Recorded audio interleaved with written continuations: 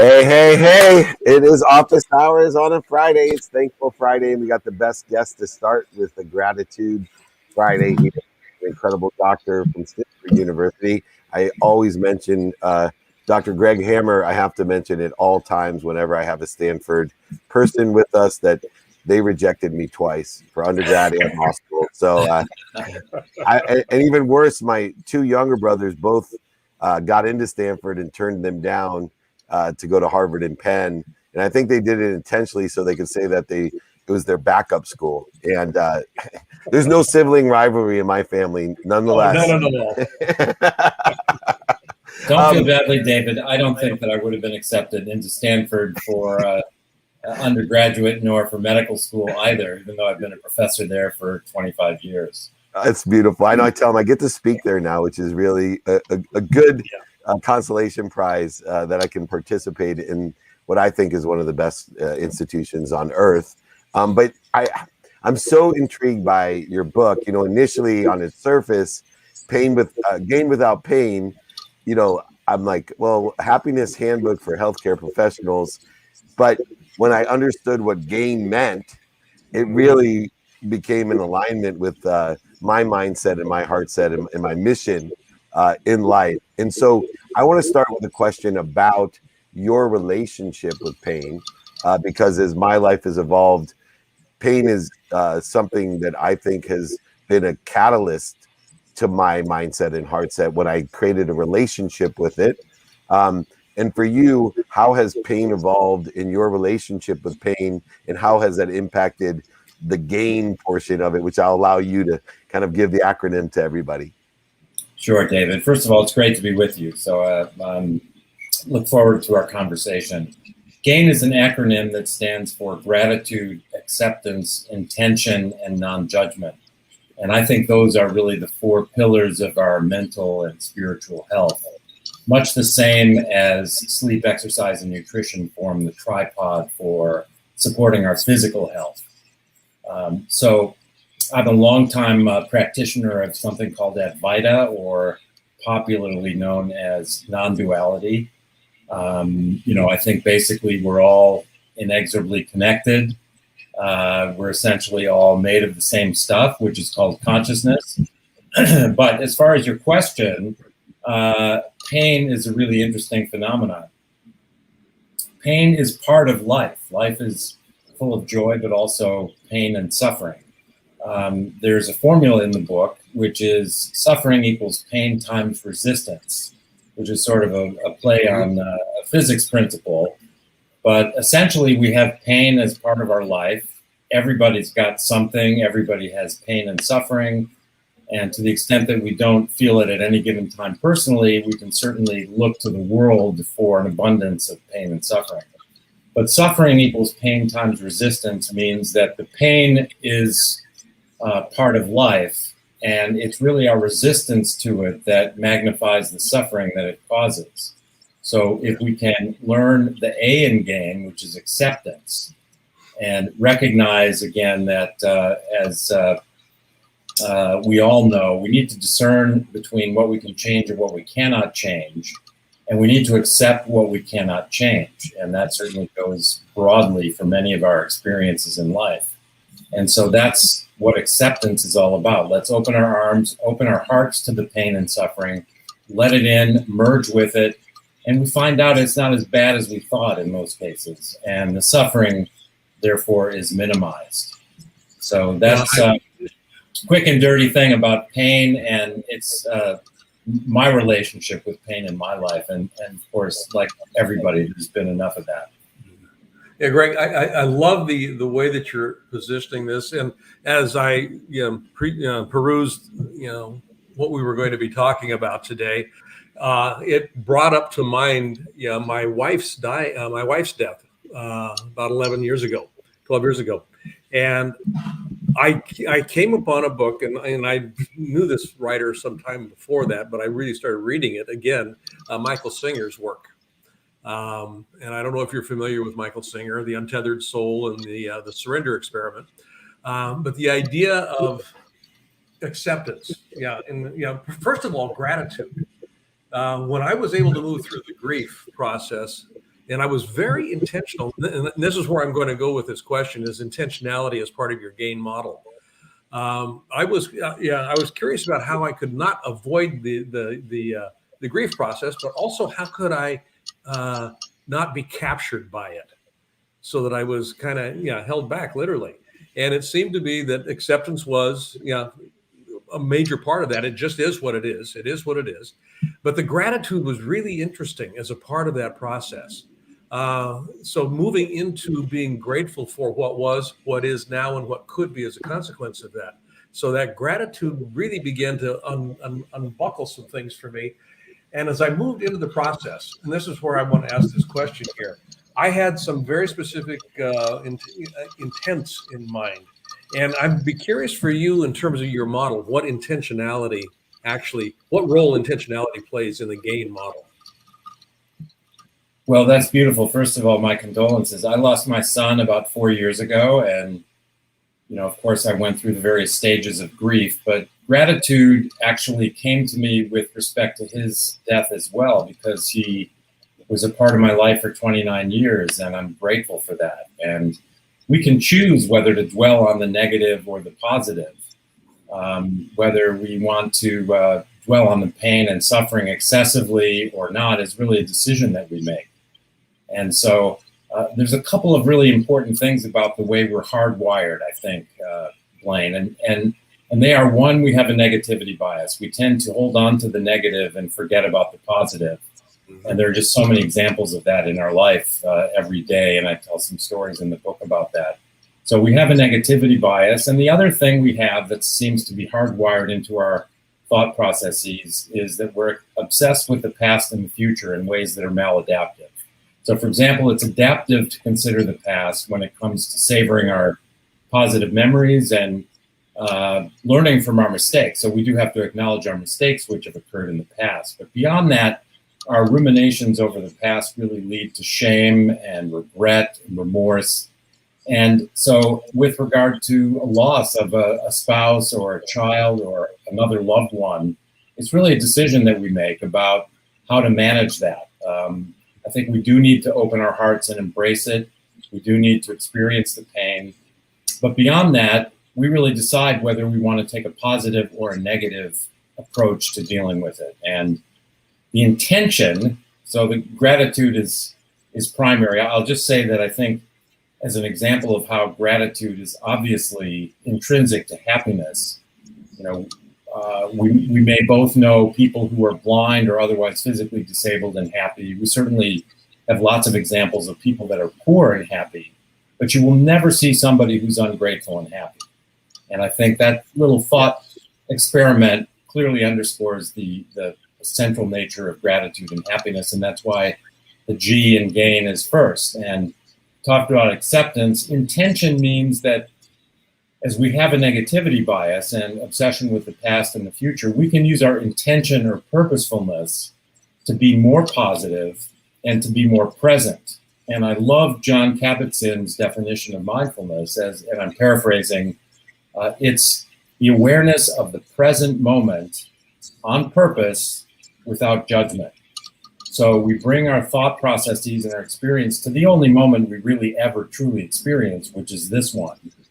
And we do so intentionally. So we're not just being led around, but we're making decisions, we're taking an active role, and we do it without judgment. And that's the N in GAIN, is non-judgment. I'll give you just a quick example of the power of intention.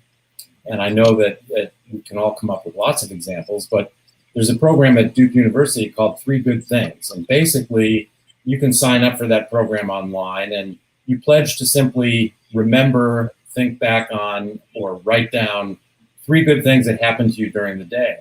And through following the participants in the study with survey science, the investigators have shown that just simply thinking of 3 good things before we go to sleep helps us sleep better, and it makes us happier.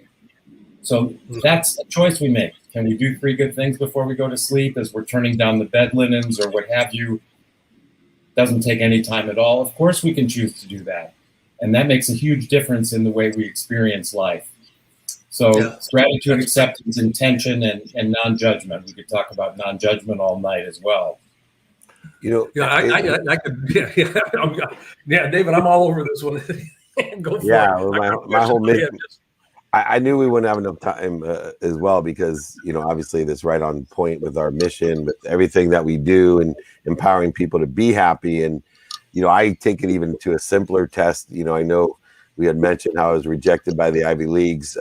I think if you just say thank you before you go to bed, you don't even have to list out 3 things. If you simply think thank you before you go to bed and when you wake up, you'll have an extraordinary exponential happiness advantage in life. And I teach people, I think the interesting thing about that, it's a lot more difficult to do that every day than we anticipate. And I have a gratitude challenge that I give, and I tell people all the time, who here thinks that they can say thank you before they go to bed and when they wake up for 30 straight days to at least establish a habit?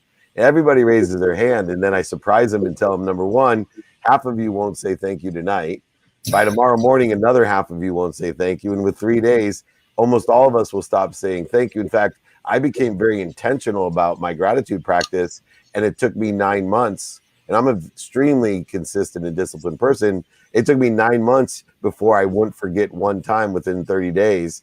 And I had to start over to do it for 30 straight days. So it's a lot more difficult. I would change the title of your book. I'm looking at it, and I love Gain Without Pain, but the Happiness Handbook for Healthcare Professionals is too limiting for me. I think you should have put "and others." And, being a marketing expert, I know why, especially concerning your expertise in the genre and industry that you are known for. But I would have preferred you put "and others" on there, because I can't see one thing that you're teaching or that you write about that is not applicable to everyone. Am I correct in that assumption, or is there some distinctions between healthcare professionals other than Blaine and I or anyone else in the world? No, I really appreciate that point, David, and thank you for that. I do have, excuse me, another book already written, which is a primer on Gain Without Pain for everybody. And I'm working on the 3rd book, which is Gain Without Pain, the Happiness Handbook for Teenagers, which is really probably geared for their parents and teachers. So yes, there will hopefully be more books for different groups. The difference is really limited to the storytelling.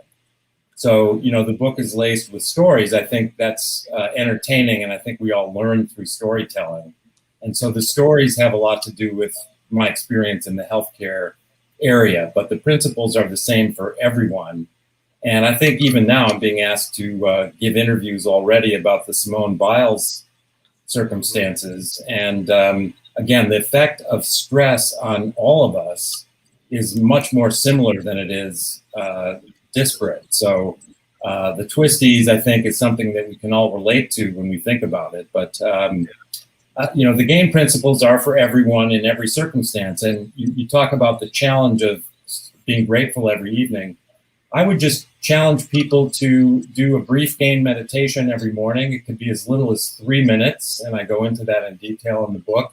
And then these principles of gratitude, acceptance, intention, and non-judgment are more accessible to us all the time. So we can be walking down the hallway in the hospital or at the office and remember to be grateful. And I think if we establish this habit, as you suggested, it's really so minimally time-consuming and so wonderfully beneficial to us that we can practice these elements throughout the day, and that's really my intention. That's wonderful, Dr. Hammer.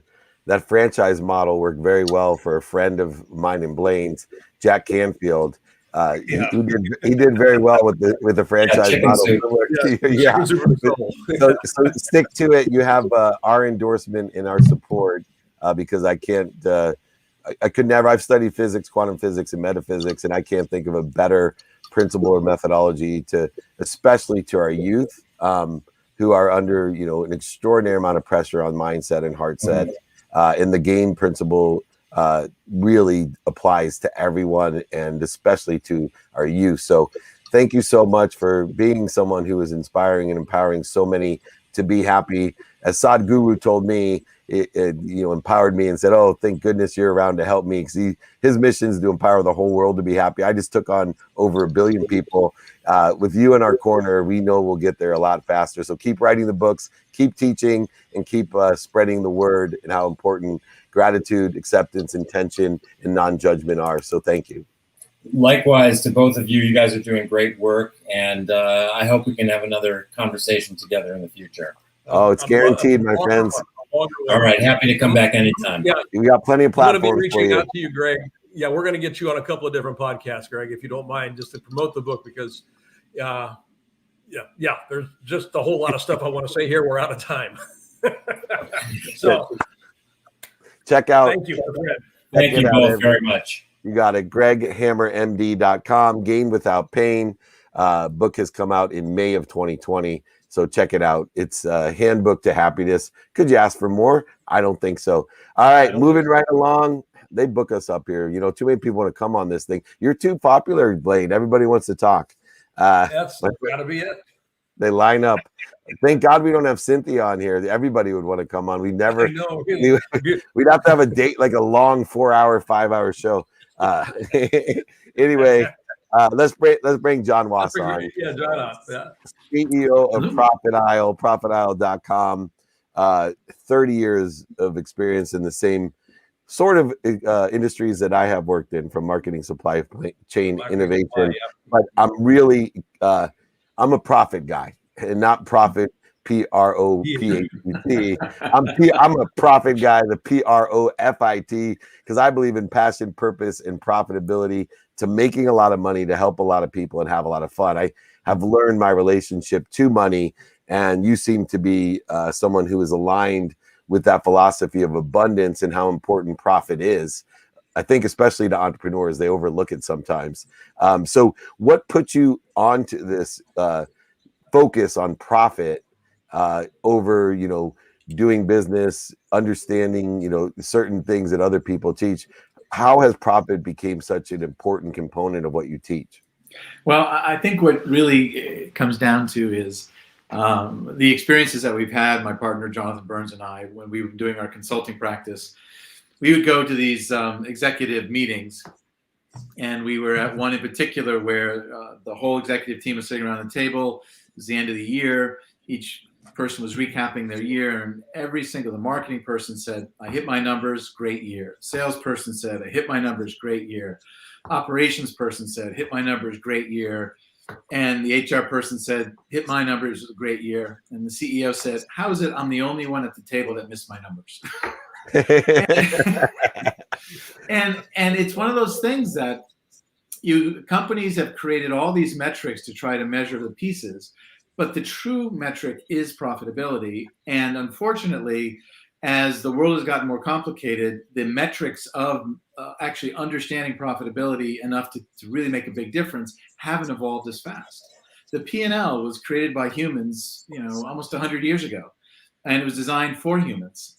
And to really get the P&L into the digital age, you really have to start driving the profit and loss statement down to the invoice line level of every transaction. You have to see the profit being made sort of step by step by step by each individual transaction. And when you do that, you get different patterns. You get different ways to look at the world. And that we think is incredibly important. We've put about over $100 billion of revenue through our model. And I can tell you for a fact that gross margin does not correlate to profit. And most companies in the world are still running on top line revenue and gross margin as the two key metrics, because it's relatively easy to measure. But that's not what's really driving it. And once you understand that, you make different and better decisions. So that's what happened for us. And we ended up helping people begin to see these numbers and then make better decisions about where to put their resources in their company. Top line, bottom line. Just in terms of what you're doing with this, John, I'm going to just dumb this down a whole bunch here in one sense. How does cost accounting come into play around this? As you step this down right through the structure of the system. Well, the thing about cost accounting is it worked for everything. So the big ERP systems, the big enterprise resource planning systems, got as far as they could. In the late 80s and the 90s and into the 2000s, they basically started doing a pretty good job of keeping track up to the things that they could keep track of. But then all the overheads, the cost of rent, the overhead of all of your business is hanging out there and it never gets assigned. It's sort of like, oh, we made money at this level, but I didn't account for the fact that I have $100 million of capital tied up. It doesn't account for the fact that I have 250 people in the back office trying to figure out what the heck happened. All of those things are real, and especially real for small businesses, because those are the costs that people start to lose track of. And once you start assigning them to what's causing those things to exist, you begin to see interesting patterns. And I think the most interesting thing is the 80-20 rule is alive and well in business.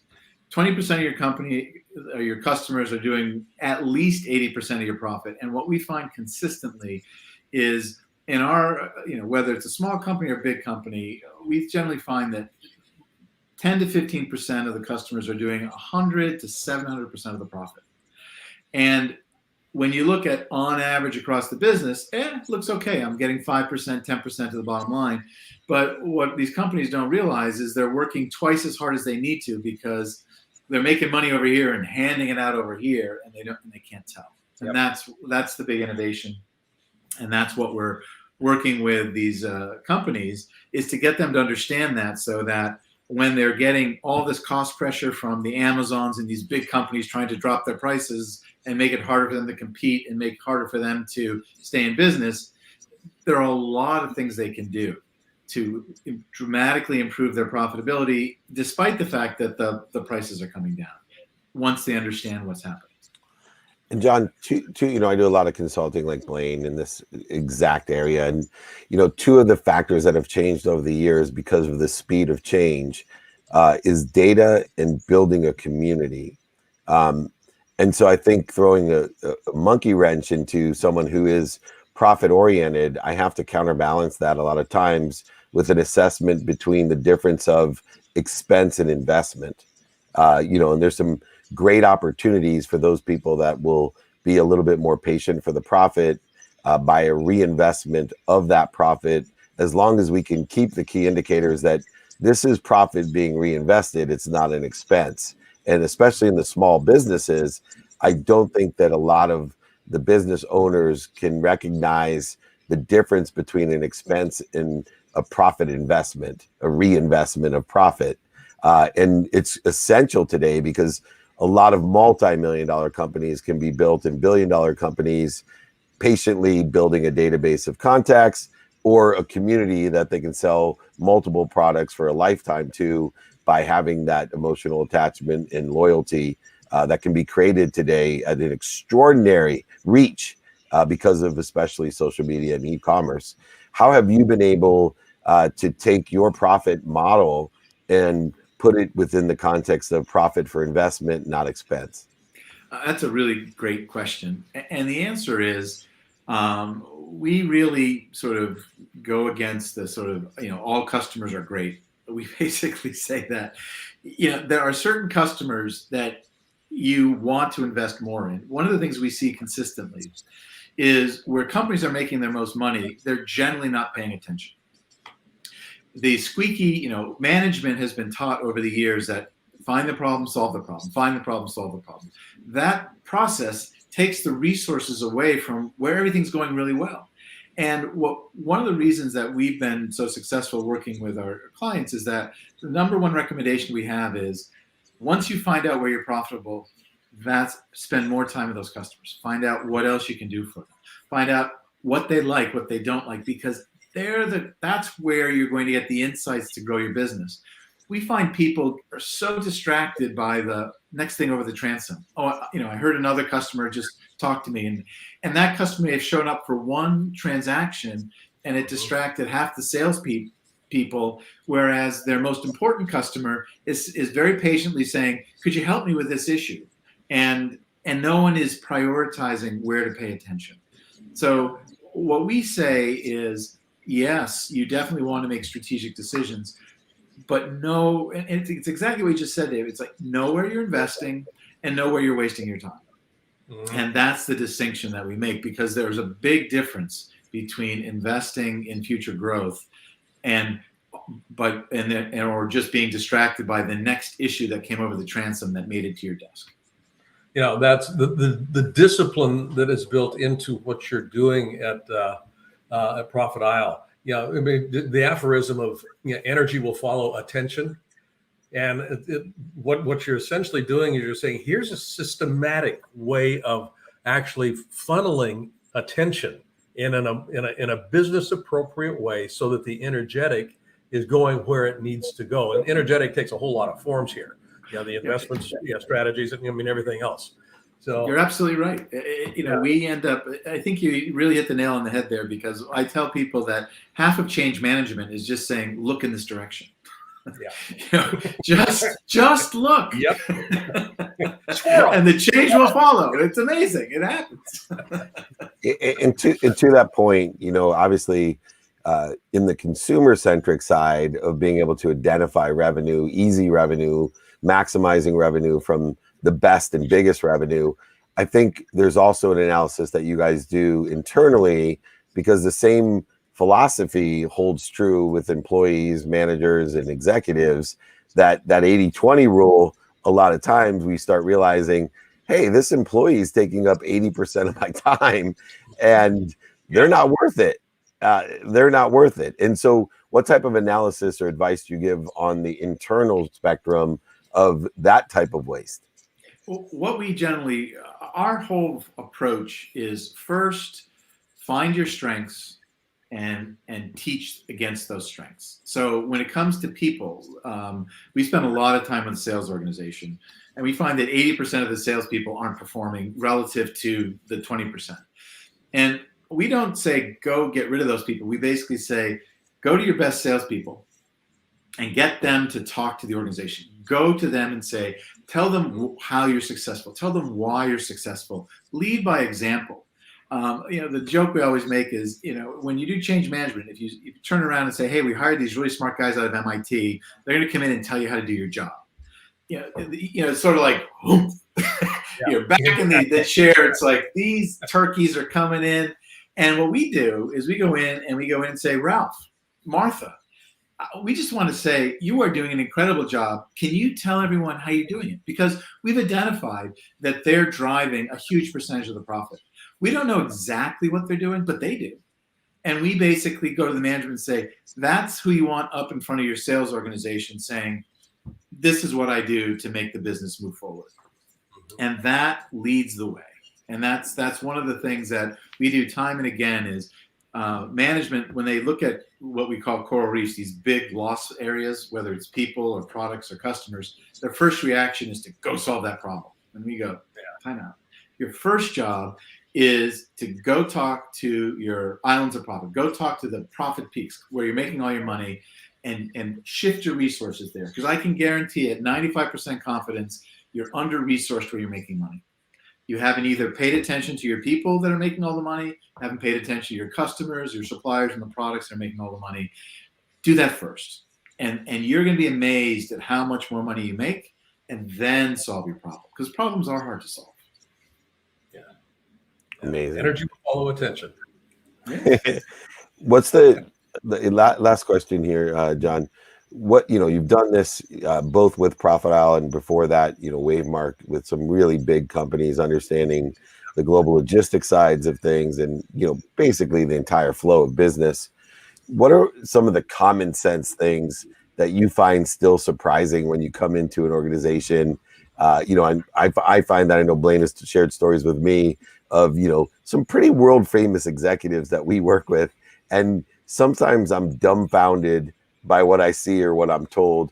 What are some of, don't use names, but some of the things that just are like, are you kidding me? Like, how could this actually be happening? You're a CEO of $1 billion company. How is this actually happening? I'll tell you my favorite story because it's just funny. I like funny. So we're working with a multi-billion-dollar distributor of alcoholic beverages, one of the big ones in the country. And, we found that the difference in profitability in their biggest accounts was the frequency of delivery. So, delivering 5 times a day, 5 times a week, 3 times a week, blah, blah, blah. And what we found was that the accounts that were roughly the same size, but some were losing a tremendous amount of money and some were making a lot. And we went to the executive suite and said, can you explain why these accounts that look almost identical have really different patterns? And they go, we have no clue. Talk to the salespeople. It's their job. So we go talk to the salespeople. And, I ended up having, coffee with this guy, and he finally told me what was going on. Long story short, the CEO was worried that the salespeople were golfing on Fridays. So he made a rule that you wouldn't get paid for each day unless you got X number of orders in every day. Sales guys are smart. They took a handful of their best-selling, their biggest accounts. They took the orders in the beginning of the week. They just split them in two, and they doubled the number of deliveries. They didn't need to do it, but it got the orders in on Friday. That cost that company $15 million. And it was, I could literally point to it and say, it's $15 million. That one, it's that sort of random stuff, right? It's, I'm pissed off about this. Someone just told me about that, but they're not systemically addressing how the business is operating. And to your point, it's amazing how that stuff just disseminates to the organization. And once it's been there for a year, it's rote. It's like, that's the way we do business. That's the way it is. Yeah. That there's a distinction between making choices and making decisions. And, they get conflated. Yeah. And decisions are there's a for the sake of what to the decision-making process. It's serving something. Choices, it's kind of like, this feels like the right thing to do. It's kind of like, I don't want people golfing on Friday. Damn it. Right. Choices have too many. Choices have too many possibilities. And decisions have one, and they're usually directed towards, in your case, profit. John Wass, CEO of Profit Isle, thank you so much for enlightening us. I can tell you, all the people listening have learned. It's what I call today's one of those MBA in a day type of thing. So thank you so much for leveraging situational knowledge and the dummy tax that you've witnessed and paid yourself. So thanks for enhancing our show. We appreciate you. Well, thank you so much for having me. Bye-bye. Awesome. Great guest. Thanks, John. All right. Take CEO care. Profit Isle, profitisle.com. John Wass. We've had some deep thinkers on here. I mean, wow. They talk about you. Smartest one in the room, you're in the wrong room. Well, I'm personally in the right room without a doubt. And we're about to elevate it to the next level. I've known this person for a very long time. He's even smarter than he looks. CEO and founder of the Trusted Authority. Unlock the Game is his game. Unlockthegame.com. He has a free intro course and has a different sales approach. Talk about making money and helping people, unlocking the game, making sales easy. That's what Ari Galperr is all about. Ari, welcome to Office Hours, my friend. Thanks, Dave. Good to see you again. Thanks for having me. Appreciate it. Oh, this is gonna be awesome. To meet you, Ari. I had to bring you on my show because I've been dying to hear the secrets, of trust and integrity, of how this unlocks the game, and what you're offering and helping people without wasting time, energy, and emotion. That is always my goal in sales, to help people get out of their own way. And you've told me many times, Dave, I got this. I got this secret, man. You're gonna just be blown away how simple this is. And I've been in sales almost my whole life. I was a natural born salesman, which you are probably someone that can attest to, since I think you've known me since I've been 9. Can we unlock the game? What are the things that you're teaching to stop salespeople from chasing the wrong things, from utilizing waste, as John just talked about? What is unlocking the game? Sure. First of all, thanks for having me. I appreciate it, David. Good to see you again. For the last 20 years, my mission has been to help people stop chasing what I call ghosts. People who show interest in their product, send a proposal, hey, I want to buy what you got, and end that whole game. Now, the story behind this is what happened. They'll kind of rock your world. So about 20 years ago, I worked for a software company. I managed 18 people underneath me, sales reps. And we launched the first online website tracking tools back then. Now it's called Google Analytics. Back then, it was something else. And the leads came across my desk. There were big opportunities. This one contact gave us a call. Big company, big deal. If I close one sale, double the revenue in one transaction. So they agreed to a conference call with a live demo to see our product. The day finally came, 4 o'clock in the afternoon. I'm in the conference room with my CEO, a closer behind me, big long conference table in the middle of the table. speakerphone on that table, and I hit the dial tone, dial the number. I call in. The guy's like, "Hey, Ari, hey, how's it going?" Good. He says to me, "Ari, let me tell you who's with us in the room today." I said, "Great." Next thing I hear is, "My name's Chris. I'm CEO." "Oh, this is good." "My name's Mike. I'm head of global IT." Even better. "My name's Julie. I'm head of global marketing." I mean, everybody on this call was a decision maker, right? Like, if it's going to happen, it's going to happen now. So I introduced myself, gave them a live demo over the web of our product. I started showing them all the information that we do for them. And they started asking me all kinds of questions. How does it work? How do we install it? I mean, there was so much chemistry on this phone call. It was like a love fest on the phone. You know what I'm talking about with the sales opportunity? Like, there's no resistance. I mean, this is like the perfect sales call. We're going back and forth for an hour. They're loving it. I'm answering all their questions. They're so excited. At the end of the call, they said to me, "Ari, this is great. We love it. Give us a call a couple of weeks. Follow up with us, and we'll move this thing forward." I said to myself, "Ah, oh, thank you, God. What a dream come true." I said my goodbyes, took my arm and my hand to hit the off button on the phone. I'm reaching for the off button. By complete accident, I hit the mute button instead of the off button. And a small click happened, and they thought I hung up the phone. That split second, a voice inside of me said, "Ari, go to the dark side. Be a fly on the wall. Go where no one's ever gone in the world of sales before." And I listened for a couple of seconds. They started talking amongst themselves, thinking I had left the call. Now, what would you expect them to say in the call? It's not a trick question. What would you imagine they would have said after a call like that? "Oh, it went great. What are we going to budget? Next steps stuff." Exactly. You'd expect that after a call like that. But let me tell you guys what they said word for word. I'll never forget it. It's why we're all here today. What they said was, they said, "We're not going to go with him. Keep using him for more information, and make sure we shop someplace else cheaper." Knife in heart twist. Dave, I was in a state of shock. I could not believe it. I snapped out of it, hit the off button. A little wall, said to myself, what did I do wrong? I was professional, I was competent, and the first big epiphany hit me, and that was this. So somewhere along the way, it has become socially acceptable not to tell the truth to people who sell, right? It's okay to say things like, "Sounds good, send me information." "Oh, wait, we're definitely interested. Hold on, send us a proposal," without any intention of buying, right? Yeah.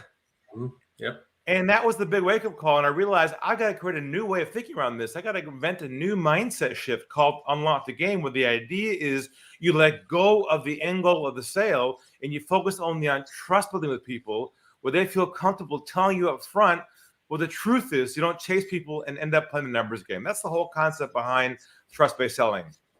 I love it. And one of the greatest lessons I learned in life and in sales is an interesting alignment with your trust in integrity and the Unlock the Game is I still trust everyone, but I vet the crap out of them.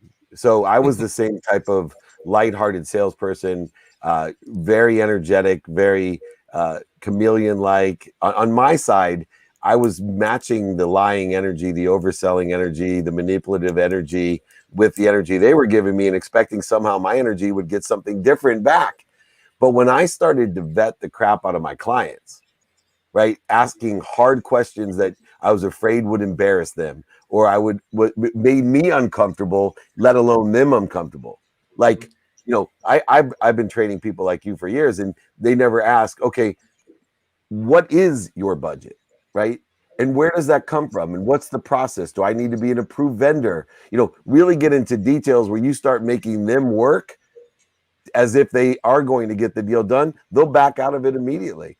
If they have to start processing, we have a problem. Go ahead, Ari. Well, your goal, as you're saying, is to get the truth with them, not the sale. Find out where they stand. So you're not playing the numbers game and chasing ghosts the whole time and hoping at the end you'll get the deal. Because it turns out we discovered the sale is now lost at the beginning of the process and not the end. It's lost at hello. And I'll prove it to you right now in a fun way. If someone calls your office tomorrow morning, you hear, "Hi, my name is, I'm with, we are a," what goes through your mind in about 3 seconds? Hang up. It's over to hello. So I'm not suggesting that you guys are all making cold calls, but I will suggest that many deals are being lost at the beginning and not the end of the process. Mm-hmm. Yeah. What would you have done differently, knowing what you know now, with that scenario you just described? Beautiful question. I get that a lot. And if what I would have done now, 20 years backwards, is here's the thing. I never would have had the call. Yeah. Because I would have figured out in the first call with the guy the truth of where he stood. Yeah. No, you would have wasted your hour. And never would have showed up because I would have known the agenda, the plan. I'll give you a quick story. This goes real tight to this scenario. I had a call recently, came to my office, got to my team, got to me, unscheduled call. I picked up the phone. I heard Mr. Galperr. I said, yeah, my name is John Johnson. Changed the name of the guy. I'm with XYZ company, big company. And we're looking to bring someone to change our whole sales culture. Before looking at you and two other people, we'd like to know, first of all, why should we go with you? Why are you the best? And give me your best sales pitch. He says this to me on an inbound call. Yeah. So he's in the game. He's playing the game, and I'm not in the game. I'm unlocking it. So I took a deep breath. I relaxed, and I said to him, well, isn't that interesting? There's a long pause. Now, don't worry. There's more coming now. I said, over here at our company, we have a very similar process to you, where we ask a couple questions, gather information, to see if we're a good fit. And if we're a good fit, we decide where to go from there. And I said to him, would you be open to that? That's all I said to him on the phone. Next thing I heard on the phone, dead silence, not a word. And then he just breathed the crawl. He just relaxed, like he became himself again. He lowers his voice and he says to me, okay, what kind of questions do you have for me? Next thing I discover, 1, he's not a decision maker. 2, he has no budget. And 3, he's just curious as to what I do. And off he went. 5 minutes later to YouTube, find my stuff. I hung up the phone. Now, what did my process just save me months of? Yeah. Yeah. Chasing. Yep. Chasing, pursuing, the numbers game. Actually, this drug in our bodies called hopium. You know the hopium drug? Yeah. I love that. I love that. Yeah. Opium. We're just so excited. We're like, woohoo, I got the call. Big deal pending. Guess what, honey? Fiji's here. It's the big deal. You're so excited. And you call the back. You get their voicemail like, what? He's not even there. You go to your laptop and you go, hi, I'm writing you to what? To follow up. I'm going to ask all your listeners right now to remove from the vocabulary this phrase forever, never use it again after today. Here it is. Never again use the word follow-up for the rest of your career as of today. And I'm sure right now, if I raise people's hands, they all go, I used that last week. I'm calling to follow up. What's the only industry in the world that uses the word follow-up? Yeah, sales. Sales.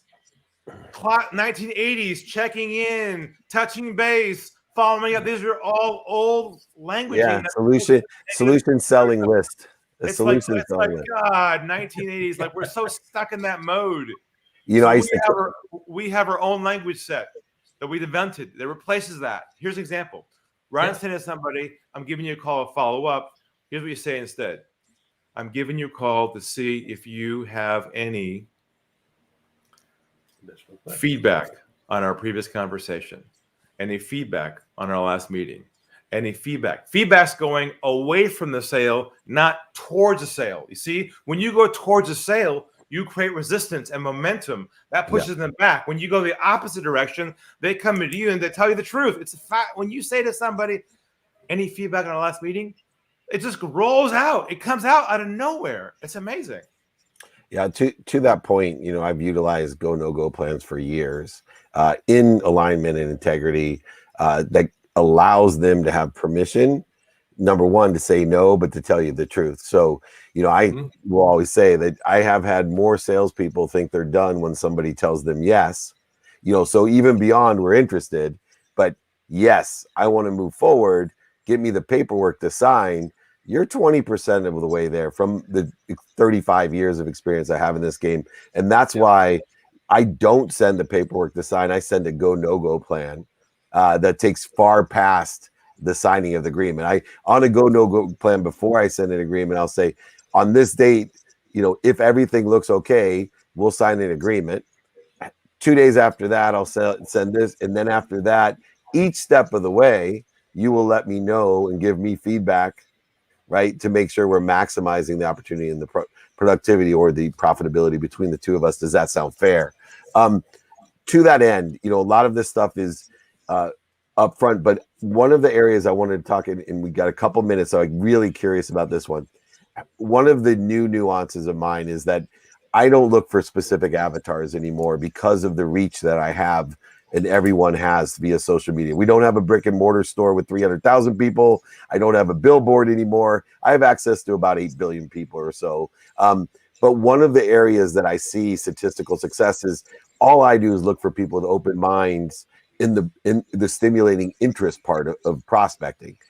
Open minds and figure out, are they a sponsor? Meaning, do you know anyone that can help me? Or a power sponsor? You yourself can help me and you know someone. But the critical mathematical distinction has created exponential success for me is I have learned to get people to call me back. See, it's one thing that you know how to do that when you're on the phone, but how do you teach people? Because 80% of the people will not email you back, call you back, DM you back, get back to you, because people don't know it or practice getting people to call you back. What do you utilize in the integrity state of trust on unlocking the game to increase your statistical success, because more people have conversations with you because you get them to call you, email you, or DM you back? So the way you build trust with people for them to jump your direction is by focusing in on their problem and not the solution. See, we're so conditioned to present our offer, to show them what we got. What we don't do is go deep enough around their issues. And what I mean by that is like a doctor-patient relationship. If you're able to articulate your market's issues better than they can, that creates resonance, a vibration, where they say to themselves, this guy just gets me. He understands my world. Maybe he can help me. You see, what I discovered is this, that your ideal clients care less about how you solve their problem. What they care about is if you're the one to solve it or not. The entire time they're asking themselves, do I trust him? Do I trust him? Not is this solution for me? And that's the bridge we have to combine together to really build that trust at hello. Yeah, Ryan Sertan said, I was gonna say Ryan Sertan said best when he's like, hey, people don't want to be sold, or they don't want to buy things. They want to go shopping with a friend. And that's that frequency or vibration that makes us feel good as we shop with friends. But go ahead, Blaine, finish off.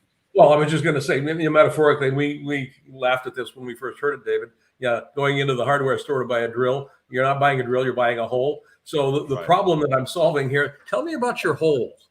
Or tell me, yeah. I'm not going to sell you the drill right now. Just tell me more about that hole. Yeah, what kind of beveling do you want with it? I mean, I can do a lot of holes. Yeah. Exactly. Man, you really understand. Yeah. Exactly. Like a doctor diagnoses. He doesn't pitch the medicine. He diagnoses first. What do we do in sales? We say, hey, look what we got. It's great. It'll help you. I promise it'll help you. We don't take a step back and build trust first. We just sell first. Yeah. And I'm going to have you back because I want to talk about the other side of a sale, which is, my methodology of, articulating a quantitative value to exceed what we're asking for.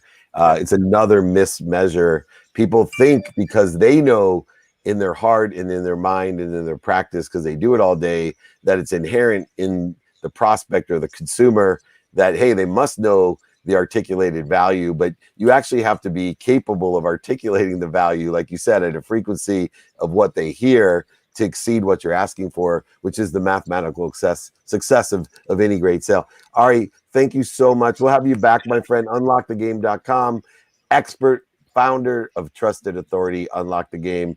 Dear friend of mine, I consider him family. So you are on the legendary Hall of Fame of our neighborhood. It's amazing. We lived doors down as children, and here we are with our mentor, Blaine Bartlett. So thanks for joining us. Awesome. Thanks, guys. Great job, man. Thank you. We're talking to you again. I used to carpool with him. Tell me about this. That's how long I've known him, his sister and I and him to Hebrew school and Hebrew high school. And, it's so much fun to see someone all grown up and always extremely intelligent. And obviously growing up in San Diego, successful in the software business, and his company became Google Analytics. He drove that sales for us. He knows his stuff. And it's funny though, we both have such shared vibration frequency and ideas. He lives down under in Australia. now, and yet here we are. We probably have been friends for 48 years or so, not to age us. Pretty cool. Anyway, what a great day. One after another. Yeah, and as always, I love to get the learn.blainebartlett.com/LMM, the Mindset Mastermind takeaway. What you're thinking is a great takeaway for today. Well, I'm just real quick on the mastermind. I'm going to be launching the new mastermind program. The 16th? No, the 9th. So check it out, guys. Monday the 9th of August. Yeah. Monday the 9th of August. Monday the 9th of August. We're going to be launching a new setup on this. We got a virtual reality platform that's part of it. I mean, it's we got some very good stuff that we're putting into this thing.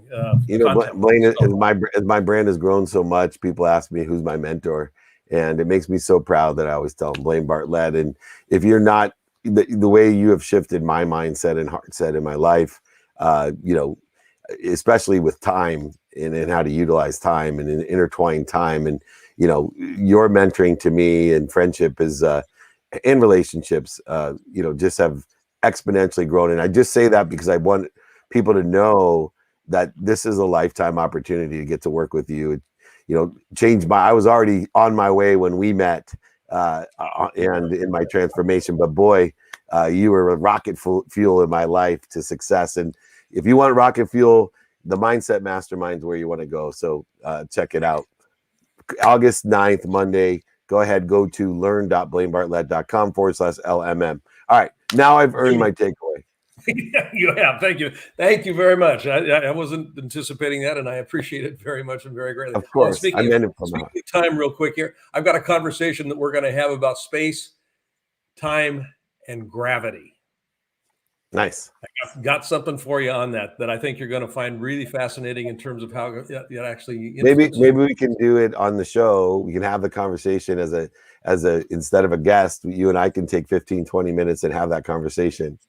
I'd love to, because it's a hoot. I mean, I've been playing with this, and it's just kind of. I love it, man. Law of gravity, love Goya, and the law of attraction are all interrelated to those things. So I'd love to have Matt make a note of that so we can do a show, Blaine and I, on time, space, and gravity.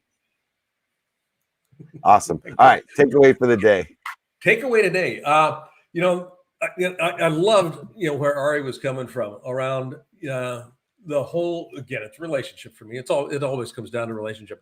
But the distinction between making choices and making a decision. So the decision to not go for the sale, the decision to develop the relationship and the understanding of what's going on here, the decision to start with gratitude, in the face of loss or in the face of stress. The decision is focused around for the sake of what? And this is something that I think people miss over and over and over again is, it really is not so much ready, fire, aim. It's fire, ready, aim. And it's just kind of like, stop it. For the sake of what are you doing things in your life? Because that sets up your future. It literally does. It sets up your future. So my hats off to all three of our guests today. They were just extraordinary in their own way in kind of illustrating that point. Yeah, I love that. And for me, the takeaway, and it really resonated personally with me. Where do you spend your time? Mm-hmm. Right. And so, Dr. Greg Hammer, talked about where are you going to spend your time, in gratitude or in grief, in pain, or suffering? Where are you going to spend your time? And then I thought John was genius on the economic sense. Are you spending your time with the clients that deserve to be spent time with, profitable ones, mm-hmm. or employees that can teach and empower others with the mechanisms that made them successful? Where are you spending your time? And then in sales, right? Where are you spending? Are you spending it chasing ghosts? Or have you done the work to find out, hey, this is where I should spend my time? And what it related to me is, an inherent quantum problem or challenge that I have personally and that I coach about all the time is, having the chutzpah to not spend time with people that are bleeding me or people that aren't feeding me. And it's not just sales, it's not just gratitude, it's not just profit. It stems to, are you going to waste your time chasing somebody's approval that you may not even like, or somebody's opinion that you may not even care about? I remember my wife, I was at the dinner table with, Miles wasn't born yet, who's my son, for those that don't know, 3 young daughters, and adore my kids and my wife. And the phone rang and I walked away during dinner, and I was away for 35 minutes. When I came back, everybody was done, right? And my wife was cleaning up. I moved it to the counter from the table, the food, and she looks over at me and Julie said, "Why do you care more about people that you don't even know, or you barely know, or you barely care about, and you tell me that you care about us? Where are you spending your time? Where are you spending your time?" And we do it unintentionally, because I will tell you in my hearts of all hearts that when I started to get focused on where am I spending my time, if somebody gave me a choice, do you want to have dinner with your kids and your wife, or do you want to sit on the sidelines at the Super Bowl? I'm going to dinner with my kids and my wife today, because I know I'm intentional about where I'm spending my time. And other people are not intentional where they're spending their time. So I think for me, I took a little bit more time to express this, because it's a huge takeaway to remind, remember, and recollect to everyone. You need to know what's important to you and spend your time in profit with the people that can buy, with people that are gracious, that will make you and feed you, feed them. If they bleed you, either fall away or fire them from your life, and you will be utilizing your time in a more productive, accessible, and gracious manner. And that's why I spend my Thursdays with you, because it's a conscious, intentional effort to spend my time with someone that feeds me. So thank you so much. Yeah, and David, you couldn't have illustrated the point around choice or decision any more elegantly, I think, than what you just did right there. I get choices about where I spend my time all the time, but I make decisions. The decision is to spend time with my wife. The choice could be, the tug of the Super Bowl. That's kind of cool. And decision or answering a phone call, right? Answering a phone call. Absolutely. Or showing up at 3:00 on a Thursday afternoon to sit here with you. You got it, my friend. Learn.blainebarlett.com/LMM. Sign up for August 9th, the new mastermind with a whole virtual reality and interaction that will enhance the education and enhance your enlightenment like it has mine. Blaine, thank you so much for joining me. I'll see you in a couple days, I'm sure. Thanks. Absolutely, buddy. Take care. You got it. All right. We did it right on time. Speaking of time, you'll catch me and Blaine talking about space and time and gravity all together in a session. Tomorrow's my training. We are doing a 6 a.m. Ask Me Anything, BYOQ. You bring the questions, I'll bring the answers. 6 a.m. Pacific time, 9 a.m. Eastern time, a combination of Clubhouse, Instagram Live, and my training. Join me. You will not regret that decision. I promise. We're going to bring it and feed you at 6 a.m. Have your breakfast with the Breakfast of Champions and join us. If you have or need anything, just email me, david@dmeltzer.com. But most importantly, be kind to your future self and do good deeds. I'll see you tomorrow morning at 6 a.m. Pacific time. Thanks so much.